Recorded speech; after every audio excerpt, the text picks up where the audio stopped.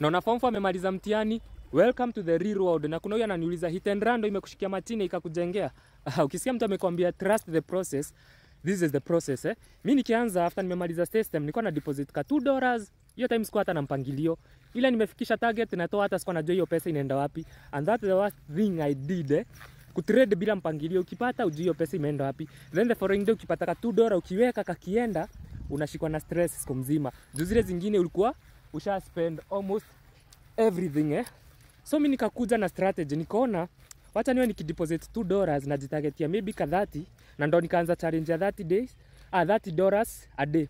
So nilikuwa na deposit 2 inafika 30, ikishafika 30 natoa naeka hiyo do lock saving. So nikaenda hivyo ikafika place hiyo mwezi nikakafunga vizuri, nilifunga na I think $900. Do $30 times 30 days ikakuja 900 Hapo ndo sasa nilifanya my first investment. Juu ilikuwa almost 100k, nikashika ka incubator. Ka incubator kalikuwa kama yai. So at that time nikapata 2 sources of income.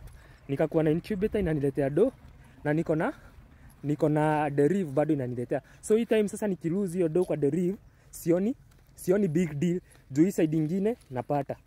So nikaenda hivyo nikatoka from challenge ya kutengeneza $30 a day nikapanda kidogo. Up to now unaona ngawa na deposit $1,000 £1,000 na nazifikisha 1M.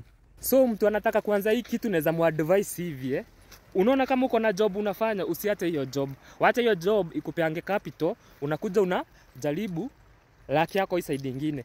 At least uko na source nyingine ya income.